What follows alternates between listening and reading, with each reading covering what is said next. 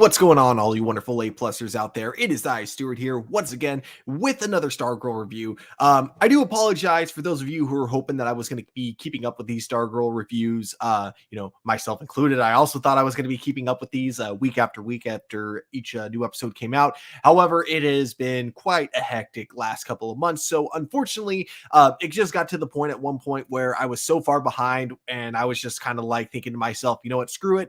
I'm just going to wait till the season ends because I just didn't have time to play catch up or anything like that. So to me, it was just easier to wait until the season ended. And then that way I could give my overall thoughts on the season as a whole.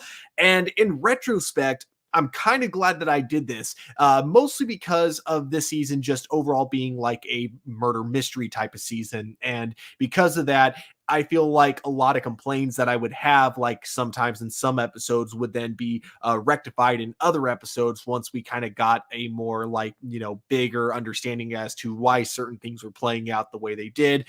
Very similar, I guess you could say, to Stargirl season 1 with the very first episode, how a lot of what I saw in the first episode, I thought was like really bad writing until like you kind of look back at that first episode with, the perspective of the first season and you realize, oh no, that's not bad writing. A lot of the stuff that you see there is there on purpose, and it's to set up things that are going to be moving forward later on. And it's definitely the same way with this season. So before I get into kind of the main thing about the season, which is definitely got to be the characters, I am going to talk about the story, what I liked about it, what I didn't like about it, and then I'm going to be talking about my thoughts on the characters, and then I'll talk about where I think this fits in terms of like ranking, with the other Stargirl seasons, where this kind of fits in that ranking. And so with that all being said, let's start with the story. So like I mentioned, this was a murder mystery storyline. The season kicks off with the murder of the gambler, and essentially that's kind of where we're left.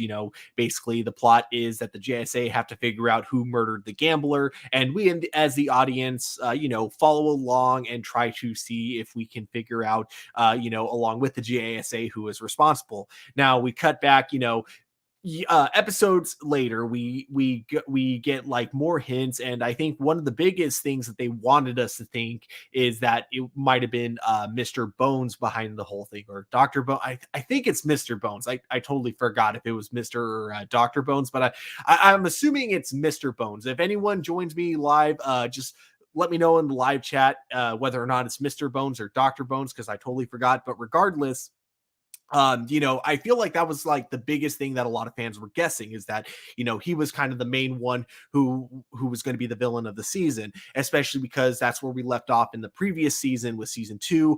And not to mention all the hidden cameras throughout Blue Valley. It seemed like something that's so high tech that only someone like Mr. Bones could really accomplish, right? But then there are a few other hints to kind of, imply that it may not have anything to do with him. I think the main one being the main hint at who it really was, I think, has to do with the fact that there were cameras inside of the Whitmore family house, even though we know that, while the Whitmores were away, Starman had been in the house for a good majority of that, whole vacation. So I feel like that was kind of like our first indication that it may not be who we thought it was. When we then get back to Mr. Bones halfway through the season, we find out that he has absolutely nothing to do with what was going on. And to me, that was kind of the biggest shock of the season, I think. We cut back episodes after that, and to me, I think that's where the show almost started to go downhill for me, was kind of like after that halfway point when we get the reveal that he had nothing to do with anything that had been going on before. But the show really wanted us to think that. And here's the thing, though. Even though I said that the episode started to kind of go downhill for me, I think it did that because I didn't see where it was going, and it kind of felt like the show was going through the motions.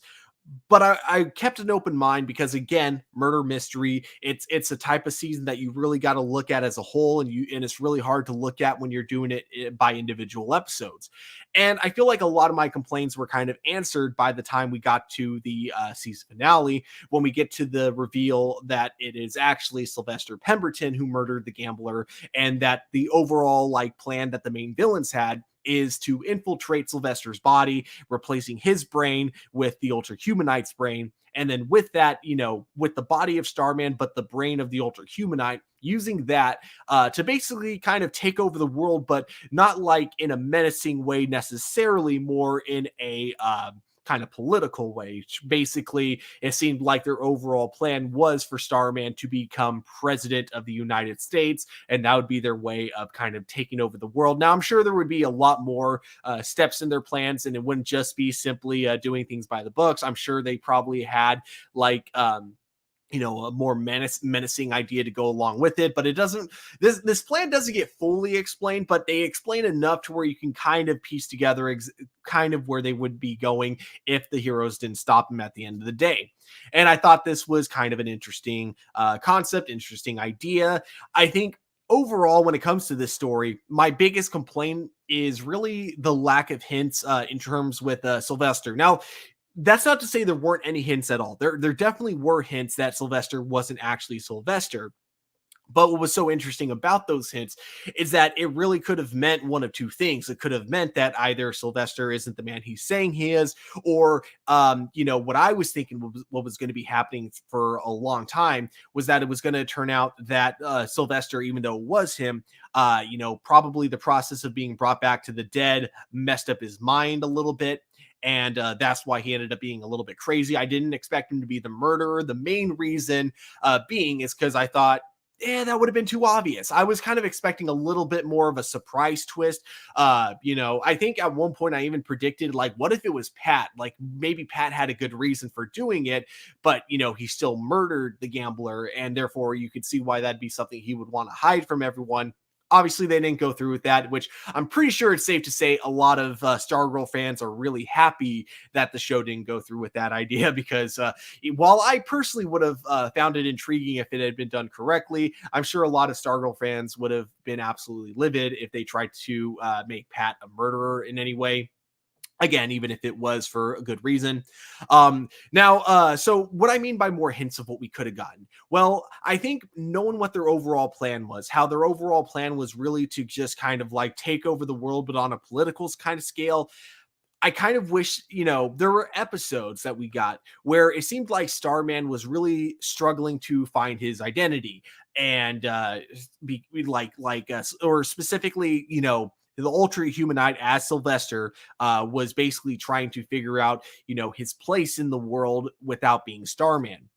And I feel like this was kind of a big missed opportunity for them to kind of like imply that maybe he might be interested in going into politics, or something along those lines, running for mayor, or just working with the community more, maybe asking Barbara about her job and wanting to help her out with what she does, because what she does is she works for the town overall.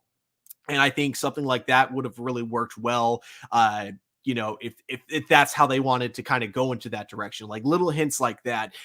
So I kind of wish there were a couple more hints as to, his true intentions without throughout the series. But with that all being said, it is one of those where at first it didn't quite sit right. When the reveal first came in the penultimate episode, it didn't sit right with me when it first was revealed. But then thinking about it in the season finale and how it was explained, and then also kind of like that realization that the Ultra Humanite has taken over, other people before Sylvester. So it makes sense, I think, that he would get lost in the role, as he himself says within the show, that he himself would kind of lose himself as Starman. And, it also brings in a lot of, complaint, or not a lot, but a few complaints that I had earlier on. One of them being that I didn't think Joe McHale was great at acting when it came to him being angry. I believe that was something that I had brought up in some of my episode reviews, but then it turning out, well, there's a reason for that, because he's not like actually angry. He is genuinely acting like he's angry, because he's not like Starman himself isn't supposed to be pissed off in the scene, but he's trying to make himself seem like he's pissed off, because to the Ultra Humanite, that's what would happen, is Starman would be pissed off in those scenes. And I'll get a little more into those when I get into Starman's overall character arc throughout the series. But overall, like, I do think this was a really solid story. I think it was very well paced for the most part. I'll go into the pacing a little bit when I talk about the characters. But for the most part, I think it was very well paced, giving us a little bit of the answers that we've been looking for episode by episode, but not giving us too much, just giving us enough to keep us interested for the episodes moving forward. Before I get into the characters, I see we got Marcelino in the live chat. Thank you so much for joining. Let's see. I like the finale, but it left me wanting more, especially with all the stuff they set up in past seasons. I'm glad that the Ultra Human Knight got his live action debut. Yes, I actually was really happy with the overall design of the Ultra Human Knight. I think it definitely looked a bit rough during the penultimate episode, I think specifically, but I really, really liked his overall, like the animation in the very last episode. You could tell this is one of those shows where they have a very limited budget, and I'm actually kind of glad you brought this up because I also wanted to talk about this. The CG in Stargirl season 3, it definitely didn't look as good as it did in Stargirl season 1 and 2. Obviously, with CW shows, the budget tends to get less and less every season. However, I think they were very wise about how they managed the CG because even when the Ultra Humanite didn't look great in certain episodes, I think the fact that they saved the real special effects for him, like at the very end of this season, I think because they saved it, we were given like such an awesome CG battle, not only from the Ultra Humanite trying to take down Cindy and Jakeem and Mike, but then we also had that amazing battle with Pat in the Stripes outfit versus Starman. Some really incredible CG fights going on there that looked like they could have been ripped straight out of Stargirl season 1, back when the show was, I think that's when the show had the biggest budget, really was during its first season. And it looked like, the budget looked like it was to that quality when we got to that season finale. So I do really appreciate the management, I guess you could say, the money management, the CG management. I'm not sure how they decide when or where to use CG in this type of a show, but I think it was utilized very well, especially during that final episode. So all that being said, I'm going to get into some of the characters, what I thought about their overall arcs. And I'm going to start with my least favorite kind of character arcs, and then I'm going to go to what I think was done the best. So starting with my two least favorite that I have already kind of complained about. And I'm going to talk about them together because we've got moments between the two of them that, to me, I still just don't understand. But that's Rick and Cameron. Now, the reason I want to talk about these two specifically is because we had some weird moments of Rick just not wanting to trust Cameron at all. And we even got like hints of this in the previous season. Like we had this one scene where Cameron is literally just minding his own business, and then Rick kind of like drives past him, gives him a dirty look, and then drives off. We had this scene between the two of them where Cameron, has a little bit of an attitude towards the teacher. He apologizes, and then Rick suddenly like gets into his face, and it's just it made no sense. And I feel like it could have been again, it could have been better if they had kind of explained their past relationship before. Like to me, I didn't understand why Rick had such a huge problem with Cameron. Like, yes, I get that Cameron's dad is Icicle, but there was really nothing I saw really indicated any reason for Rick to have a problem with Cameron besides his dad not being a hero or anything like that, which you'd think that Rick himself would understand with Rick having an uncle who is a really shitty person. So I really didn't like the friction between Rick and Cameron. I wish they had written a little more backstory into that, something to have it make a little bit more sense. And now I know a lot of people are probably going to bring up the hourglass, like Rick wasn't fully himself, and that is true when they ended up like kind of breaking into Cameron's house later on. Like, yes, that scene I didn't really have too much of a problem with. But it was everything before that, because keep in mind, Rick was acting this way towards Cameron before there were issues with the hourglass. So to me, it made no sense. So Rick overall, I think his character, like the way he was utilized this season, I think was like the least interesting. I didn't mind what they did with the hourglass. Like, I think it was about halfway through the season when he finally took out that dampener. And then that's when, they kind of had their like drug addiction storyline. I guess you could compare it to that. And I didn't mind that. I actually thought like those storylines were pretty well written, if like a bit underutilized during the season finale, because it kind of feels like he got over it out of nowhere, which I thought was a little bit weird. But with that exception, I really didn't think they did enough with his character this season. It really kind of felt like he was in the backseat for the most of it. And then talking about Cameron, I did, for the most part, with the exception of, again, the like rivalry between him and Rick. I did really like what they did with Cameron's character this season. I like how slow. I know a lot of people don't like slow burn relationships. But I think the way it was handled in Stargirl worked really well. And I really, it's one of those things where, because it took so long for it to finally happen, I do really hope that if we ever kind of come back to this world of Stargirl, that like, we can get like some kind of indication that Cameron and Courtney are still together. Cause I really did think that the romance was between the two of them was actually some of the strongest writing for the season. And again, that's coming from a guy that isn't really the biggest fan of romantic subplots when it comes to these type of shows. I think it was actually utilized very well. So let's go into the next character, which is Yolanda. And I think like what they did with her character was okay. I just wish we got more of it. And I think that's something you'll hear me say about Beth too. So I guess you could say like with Rick, Yolanda, and Beth, they all have like kind of my same issue, which is that because there's so many characters this season, I feel like the three of them had the least amount of development. But I guess Yolanda, though, I think out of the three of them, I think her development was probably my favorite, mostly with the friction between her and Cindy. I think if there was one thing I wish they did a little bit differently, is because of the way they ended season 2 with Yolanda seemingly willing to accept Cindy into the JSA. I do wish we had her actually trying a little bit harder just in the first episode, until we got to that ending where she then suspected that Cindy might have been involved with the gambler's murder. I was okay with her distrust in Cindy after the first episode.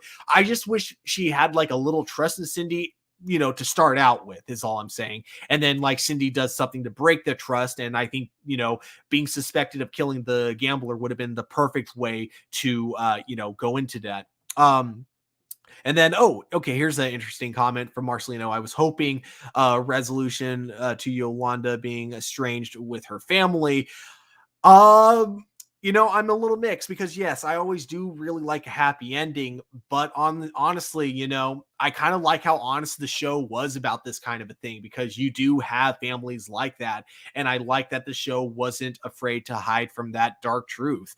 I do like that they kind of left it open in the end, a little up in the air whether or not like things will eventually work out between her and her family. But I do think they ended it on a very wise note with her finally kind of coming forward to her family about what it is that she had been doing this whole time. I really liked that. But I can totally see why like a lot of people would have an issue with them not really giving that whole thing like closure or anything like that. But for me, again, because I've known people with families very similar to that, I think it was a very honest representation. And I'm glad that, I'm glad to have shows like this that can be very, very heartfelt, but still like dive into those like kind of, dark family scenarios. And then now next character I want to talk about, of course, is Beth. And I think, in some ways she is definitely like one of my favorite characters on the show. And again, going to that same kind of nitpick I have with Yolanda and Rick, I wish she had a little bit more screen time. That said, I think what they did with her character this season worked really well. I love how it was almost like kind of the opposite of what we got from her in season 1. In season 1, it's like she's kind of like the overbearing like teenager who's like, kind of a mommy's girl, daddy's girl as well. And the parents are the ones kind of, not like fully pushing her away, but definitely just, trying to get space between her, trying to get her to kind of, have her own life outside of her family.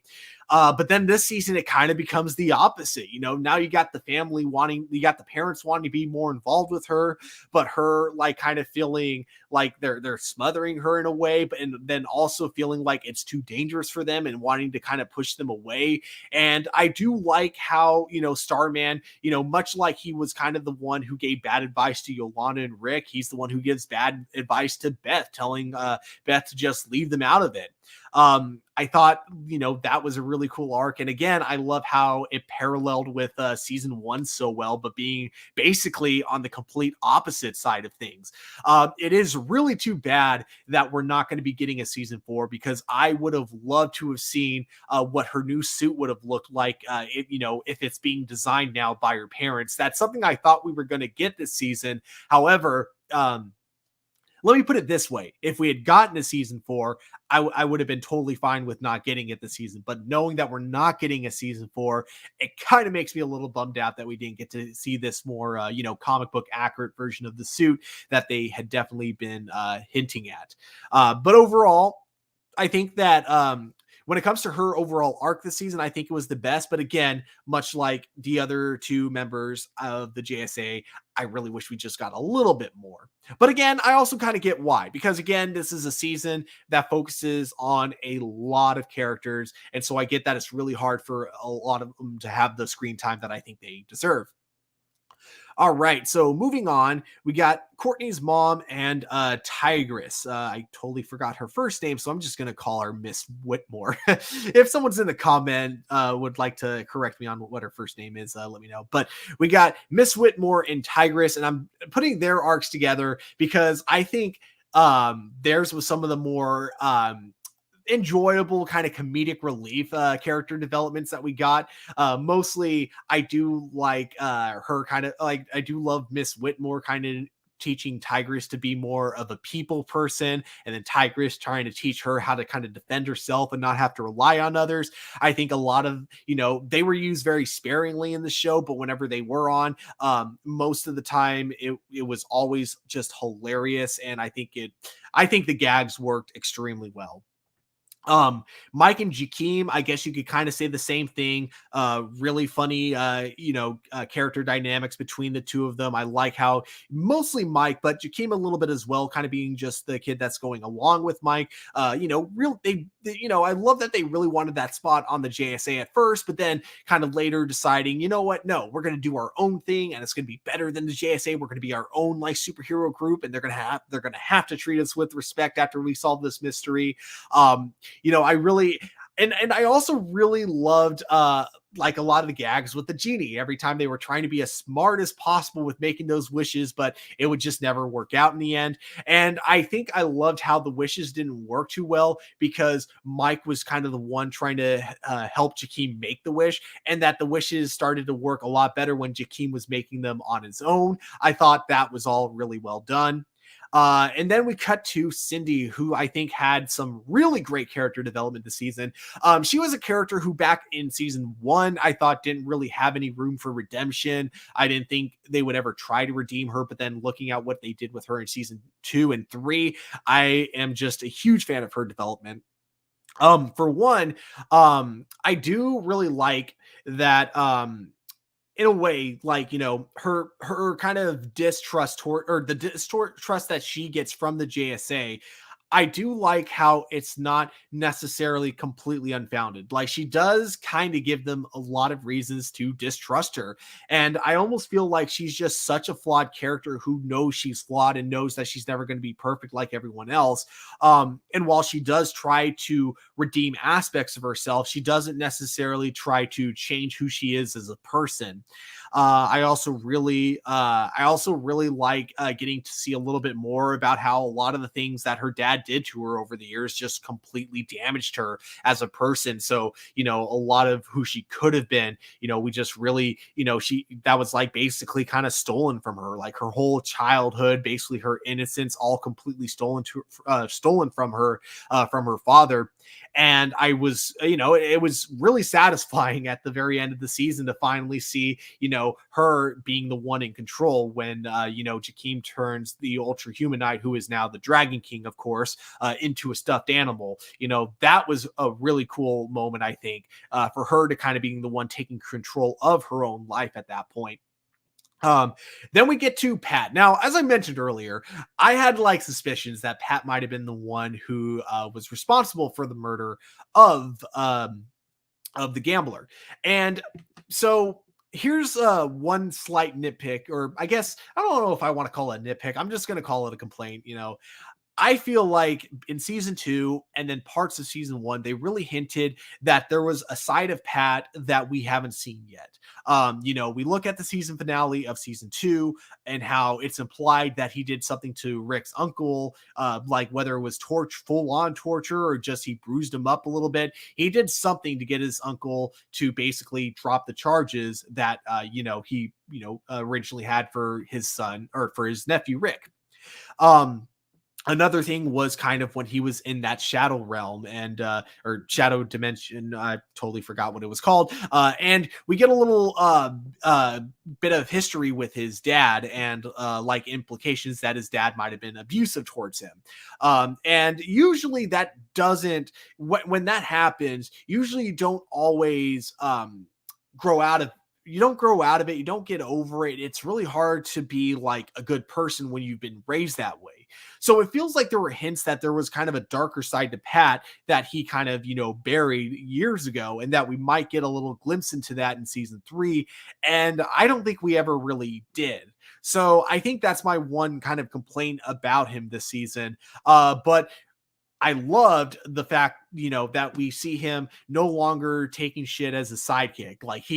I loved the dynamic between him and Starman, even if it wasn't actually Starman, but looking how he and Starman would interact in the present compared to some of the flashbacks that we would get in seasons 1 and 2. The fact that, Starman himself would just straight up, in the first episode that we see him, and he's like, we need someone worthy of the staff, not you, someone pure of heart, not you, things like that.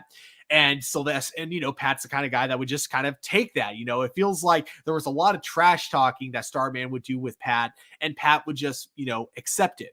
So I really love seeing in season 3 how he's not sitting back anymore. Even when Starman tries to kind of, be the alpha male, I guess you could say, out of the two, I love how he doesn't like sit back and just let Starman talk shit about him. He doesn't let Starman call him his sidekick. He's like, I'm not your sidekick, I'm your partner. And I think that the way they wrapped up his arc with him actually like beating the crap out of, the Ultra Humanite Sylvester, like the two of them getting in the fight together. He, beats, doesn't beat him with the stripe suit, but he beats him once the playing field is even, once neither of them have a weapon to use against each other. I thought that was absolutely amazing. And now we get to Sylvester / the Ultra Humanite, and wow, this was the character that kept me guessing from beginning to end. Let me just tell you that, because every time I thought I knew where the show was going with his character, it would always take a straight left turn, and I couldn't tell if it was bad writing or if there was just something about his character that we weren't supposed to know about until later on. And yes, that ended up being what it was. Now, like I said, I know a lot of people suspected that he was the one who killed the gambler, and yeah, that idea did make the most sense. However, I was still under the assumption that that would have been too obvious. The idea of Starman being evil, everyone would have seen it coming. So I felt like, nah, they're above that. They're not going to stoop to that level, but ended up being that. But I didn't mind it when they got to it. The fact that they took 13 episodes or 12 episodes, to reveal it, and the fact that after they did reveal it, Jeff Johns himself actually kind of brought up a couple of implications, or brought up a couple of times in the show when that actual twist was hinted at. It made a lot of sense to me, and I think it actually worked really well. And I I really loved how before they revealed it, they showed the process of the Ultra Humanite already being, in control of another person. Dolores, I can't remember what her last name was supposed to be, but basically the actress. And he talks about getting lost in the character and like, how he just gets so used to being a person, it's easy for even him to kind of forget who he originally was. And I think that line of dialogue was very important when we got to Sylvester in present time slash, the Ultra Humanite in present time. I think it was very important for us to know that before they really revealed, the full plan essentially from the ISA. So I thought that was all like just so brilliantly done. And again, I like how at times he felt like he was meant to be kind of like the older brother, not necessarily the father figure to Courtney, but the older brother to Courtney, because he was kind of both a good and bad influence at times. I think maybe my one nitpick is I do find it weird that with him not being Starman, that he was still the one that taught Courtney that new trick that honestly never even really played out later on. I almost kind of wish that scene just wasn't there. Like, I do like that we had a scene between the two of them and him teaching her things, but he taught her something so specific about the staff that I don't know. I kind of wish we had an explanation on how he knew, what kind of emotions you would need to really activate the staff's like true potential, like the way he knew it in that scene, if that makes sense. So I think that one scene of him training Courtney was my one nitpick about this reveal. But regardless, everything else that we've gotten about it, I thought was kind of brilliant. The idea of him being both a good and bad influence on the JSA at times, mostly bad, obviously. It just kind of made so much more sense. You kind of wondered at times, like, why was this guy like, you could see how he was a member of the JSA, but you were wondering like, how could this guy be a leader of the JSA? And then you get that reveal that it's not actually him. So it's like, okay, so we'll probably, unless the show somehow gets revived some odd years down the line, we'll probably never really get a full picture of what the actual Starman was like. But knowing that it wasn't who we got in season 3, it suddenly makes a lot more sense, both the way Pat would talk about him and the fact that, again, he was the leader of the original JSA. Now, last character we're going to talk about before we wrap things up here is, of course, Stargirl herself, Courtney Whitmore, who I think just had a fantastic, again, I feel like I've been saying about this about everyone except for probably Rick with this season. Fantastic arc. The way they left her off in season 2, I like how she was very trusting of other villains. And I love that rather than letting Eclipso take her down, she let Eclipso lift her up in a way. She basically used the battle at the very end of season 2 as kind of a way to convince herself that people can and they do change. And at times it can be dangerous to be very trusting. And I do like how we got to see a little bit of consequences to being too trusting of people. But we also saw the good side of it. We saw that it brought the Crocs, the Crocs were able to be around as heroes, basically, not necessarily villains at all.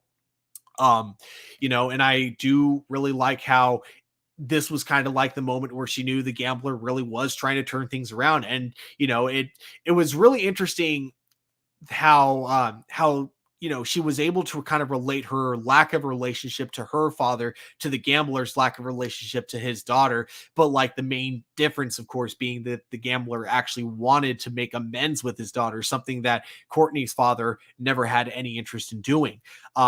And I love how, very end of the series, the last thing we see Courtney doing is she gives that letter that the gambler wrote to his daughter. He gives that letter to her. And I thought that was just incredibly sweet. I also really like the romance between her and Cameron. Again, really bringing in the issues with trust with this season. The fact that Courtney is extremely trusting, but then you have the JSA a little bit more hesitant in whether or not, Cameron is the kind of person that can be trusted. And again, I do think that they should have elaborated a little bit more onto why the JSA didn't trust Cameron a little bit. But regardless, I think that everything written between Cameron and Courtney was really well done. And again, that's coming from someone who's usually not a fan of romantic subplots. I also love the challenge that she kind of had with the shoulder angel being Pat Dugan, and of course the shoulder devil unknown to anyone being the shoulder devil, but still the shoulder devil regardless, being Starman, the man giving her bad advice, but like seeming like it was meant to be good advice. But I also like that even though she had huge respect for Starman, and even though that there was definitely that time during the season finale or the penultimate episode where she almost like let herself be mentally defeated by Starman, I always like how she was able to get back up from that eventually. She is a character that gets knocked down but gets up again stronger than ever before, and I think the way that she was written this season, just really showed that off. So overall, guys, I say that season 3 was very solid. Now, all this being said, though, it is still my least favorite season of Stargirl, I'm sorry to say, but that's not by a lot. Like keep in mind, Stargirl seasons 1 and 2 are still amazing. I think season 2 is my favorite, with Stargirl season 1 being just right below that, and then just right below season 1, season 3. All of them amazingly solid, but I would definitely say that it is probably my least favorite out of the 3 seasons of Stargirl.